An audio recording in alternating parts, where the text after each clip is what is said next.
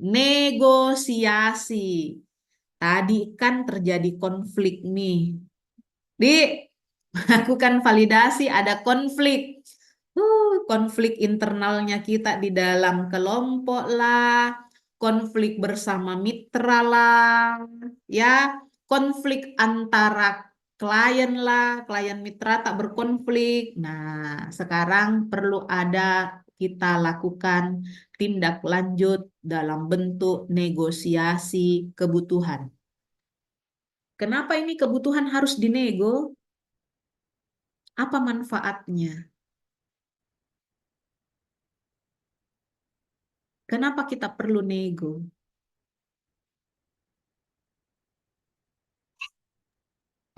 Supaya bisa kita tahu lebih jelas Bu tentang apa yang dibutuhkan oleh mitra atau misalnya yang kita buatkan aplikasinya supaya tidak terjadi juga yang namanya miskomunikasi Bu antara kita dengan yang kita antara kita dengan yang mereka Bu. Bukan, Benar ya? bukan. Seperti Nego kita lakukan oh untuk mengetahui sampai di mana batasan kebutuhan. Oke, karena tadi bukan lagi kita berbicara tentang kebutuhan saja, tapi banyak kepentingan. Jadi harus nego, ya. Nego ini jangan disalahartikan bahwa kalau ada yang tidak masuk di akal atau tidak bisa kita laksanakan, lalu kita tolak. Jangan itu dulu Pak Di, enggak bisa Kak, enggak begitu caranya nego. Ya, nego yang elegan itu adalah menyimpan semua masukan, menyimpan semua tuntutan kepentingan, nanti kan kita klasifikasikan, lalu kita nego. Bapak, Ibu, Tabe, karena kami ini punya target waktu sampai sekian, maka yang akan kami laksanakan adalah batasannya ini sampai di situ. Ya, selanjutnya, insya Allah kalau panjang waktu kembali, kami bisa selesaikan untuk ini, itu, dan selanjutnya. Begitu, itu cara nego yang elegan. Jadi tidak boleh ditolak, ya. Apalagi nanti kalau sudah berkelompok nih, banyak itu maunya teman-teman tak masukannya ide-ide briliannya ya. Kalau tidak diterima ngambek, ya kalau tidak didengarkan suaranya tidak mau muncul-muncul. Nah, hati-hati. Di di situ Mi juga tantangannya kita harus nego dengan teman tak. Ya, kuncinya adalah klasifikasi. Oke. Nah,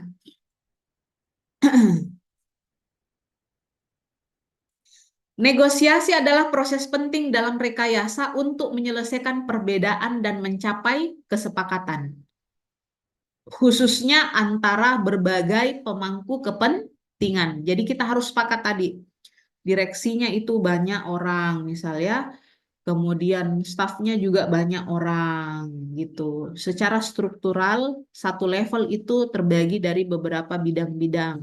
Nah, ini harus yang kita capai kesepakatan sampai di mana batasan yang perlu kita kembangkan aplikasi ini gitu ya. Nah, dalam proses nego paling terakhir itu adalah atur konflik. Ya, kita bernegosiasi adalah tujuannya mengatur konflik yang berseberangan, konflik kebutuhan yang berseberangan. Gitu, Di. Konflik kebutuhan sering terjadi ketika ada perbedaan kepentingan atau perbedaan perspektif, cara pandang antara pemangku kepentingan. Nah, caranya, ini banyak sekali tahapannya ya. Nah, kalau sudah ada konflik, cara terakhir adalah dengan jalan voting. Oke, nah cuman kadang-kadang kita salah menerjemahkan voting. Voting itu sebaiknya digunakan ketika pilihannya cuma dua. Gitu. Jadi kalau pilihannya lebih dari dua, kemungkinan tidak dapat 50% suara. Yang kita butuhkan adalah minimal 50%. Itu tujuan voting. Ya, jadi ingat, kita akan lakukan voting ketika pilihannya sisa dua. Nah, pertanyaannya, Ibu, kalau ketika kita melakukan voting lalu hasilnya draw sama, maka apa yang harus dilakukan? Kira-kira apa yang harus dilakukan?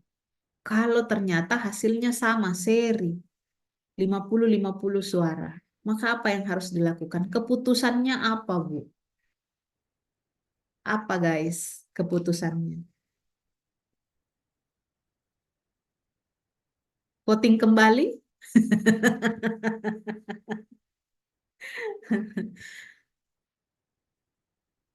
Apa? Simple.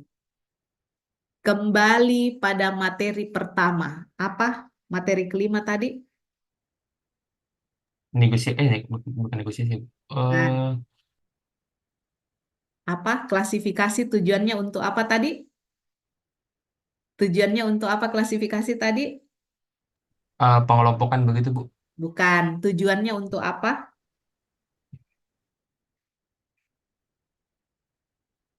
Apa?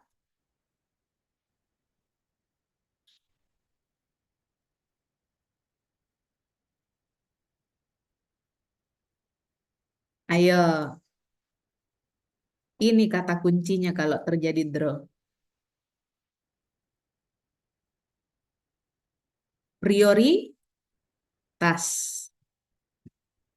Oke, jadi bukan untuk ditolak, bukan mencari kalah menang. Bagus jelek, bukan. Tapi yang dijalankan baik. Yang mana yang prioritas. Oke?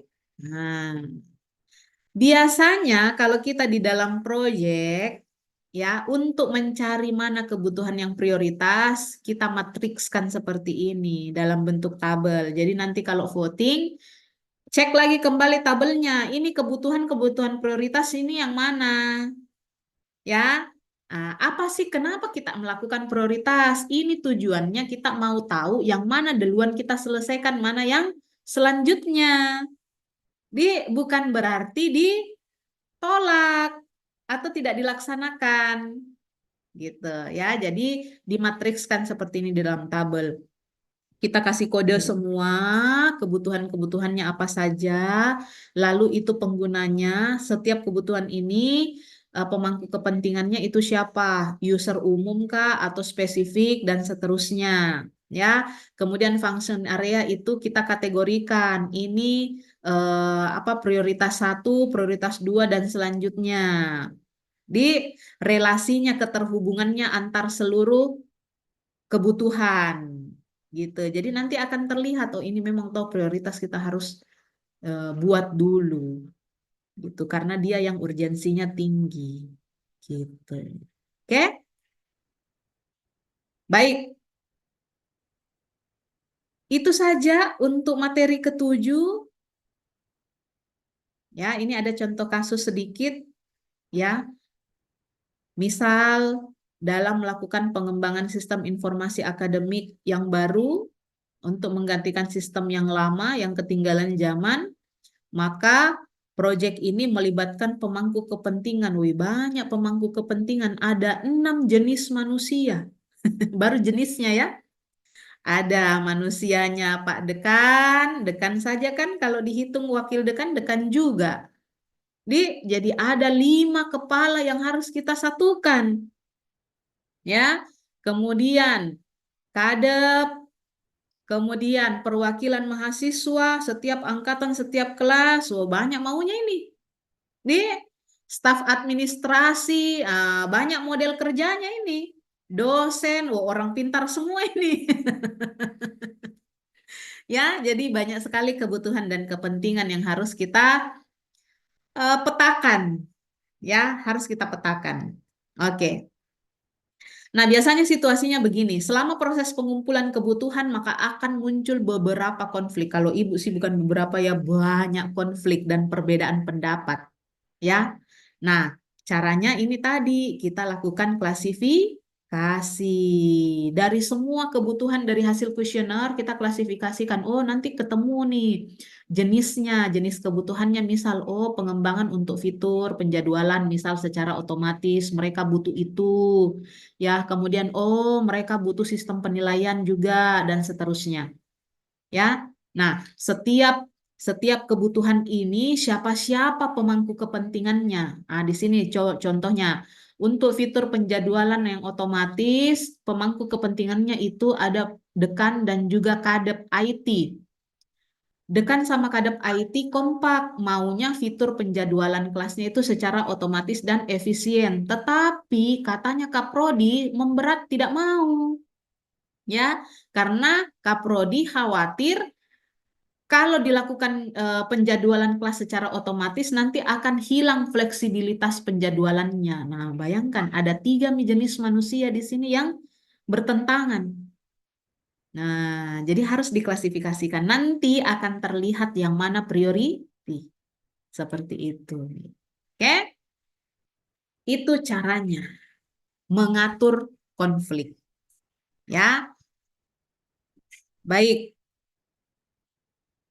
Terakhir, ya, pesannya adalah dalam melakukan pengembangan atau mencari kebutuhan, maka perlu negosiasi dan juga mengatur konflik.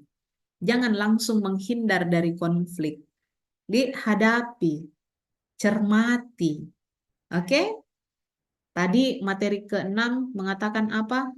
See and do it. Ya, lihat dan lakukan. Gitu. Ya, jangan menyerah. Oke, cukup sekian untuk hari ini. Materi ketujuh sudah selesai, alhamdulillah.